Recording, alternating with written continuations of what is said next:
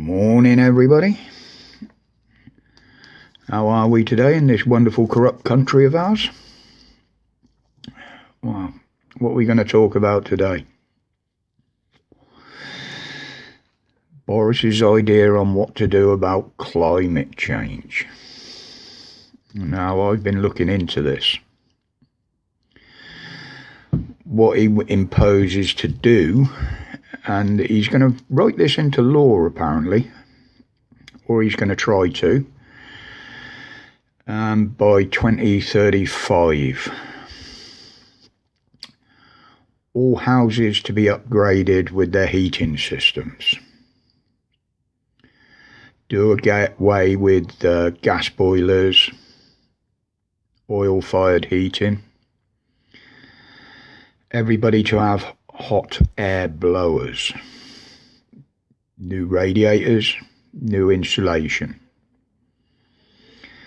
Basically, going to replumb your house. Yeah. Right, well, before we start on the cost and the implications of this, including smart meters, which we all know are dangerous, very dangerous. They think there's around 29 million homes in this country that will need these upgrades. Now, if we started now, between now and 2035, one house would have to be done every 2 minutes. Ain't gonna happen, is it? And where are the contracts going to go for the companies to do this?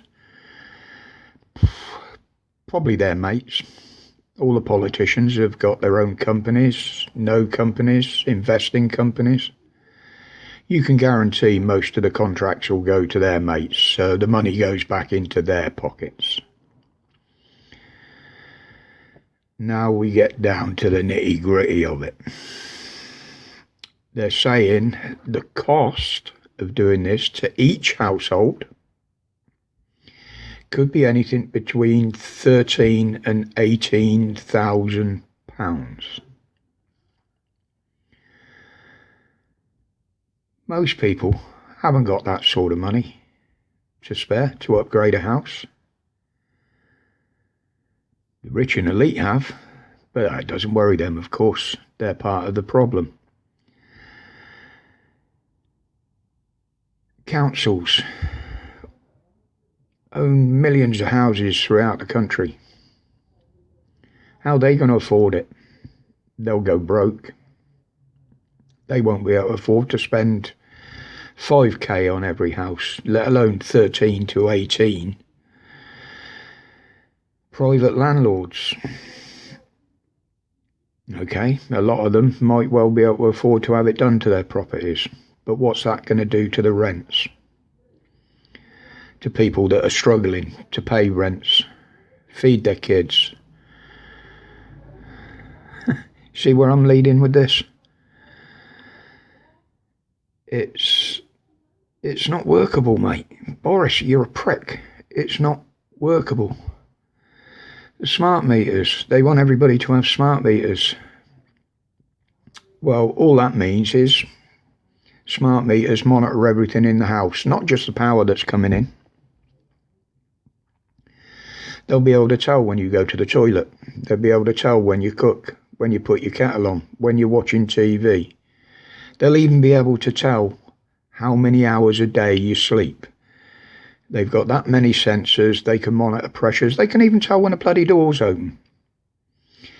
But the worst thing is, if they bring in this credit score system, your social credit score system, if they believe you're using too much power, you're not sticking to what they want us to do, they can turn you off at the flick of a switch in a central control room. Without your knowledge, without your authority, without your say-so, boom. You've got no power at all. More oppression.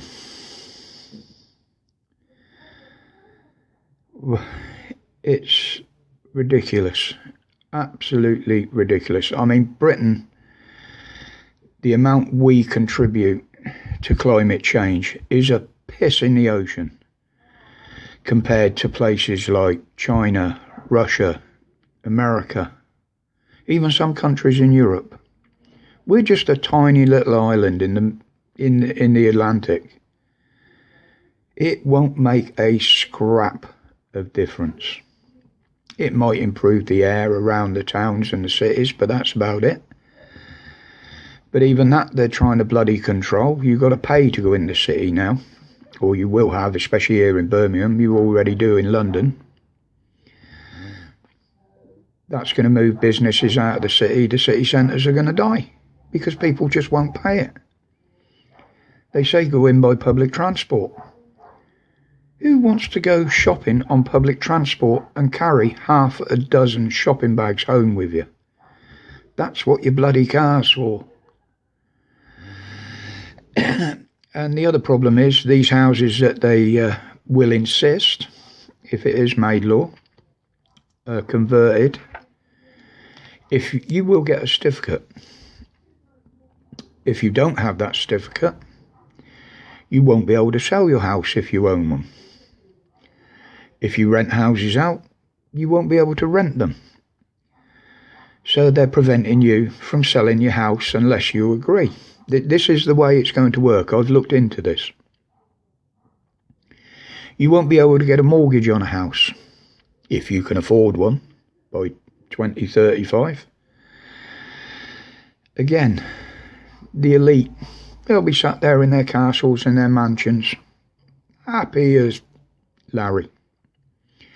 Why the rest of us struggle and suffer again. Electric cars. They want most of us, well, at least 40% of us, to have electric cars by 2035. Again, who pays for all this? I can't afford to go out and buy an electric car. And again, climate change, everything's electric cars. The infrastructure isn't in place for the charging. Councils won't let you put external charging points in a lot of areas. Where are they going to be plugged in? Where are they going to be parked? 80% of the bloody population can't park within quarter of a mile of their house. Boris, you're an absolute knob, mate. You're just not making sense. You're just following the narrative from other countries and that gormless little goblin Thornburg. Take it from people who have lived life. That stupid little schoolgirl hasn't got a clue what she's talking about. She hasn't even lived a life yet. She knows nothing about life. But the cars, okay, you're tax exempt if you've got an electric car. That penalises the rest of us that can't afford them. They still do the same damage to the roads. But where does the road tax go anyway? The roads are full of bloody potholes. They're on an all-time high. Yet we're still paying millions in road tax on the cars, which is supposed to be for the maintenance of the roads. Where's that going? I don't see no evidence of it being put in back into transport infrastructure. It's absolutely ridiculous that they're creating a two-tier society. Us, the normal man in the street, the little man that struggles to put food on the table for his kids, struggles to pay his rent every month, struggles to pay his heating bills, struggles to keep a car going so they can get to work and earn a pittance. Absolutely ridiculous. I mean, well, here's an idea for you, Boris. How about this? From what I can see, why don't we plug every single household in the country into Westminster? Because that's the place I see the most hot air coming from. You and the people that pull your strings. Surely that's air pollution coming out of there. Gotta be, with the shit that you come out with. Yeah, there you go, people. Run a hose pipe to Westminster. Plug it in. Constant hot air. Downside, you'll have to listen to the bullshit as well.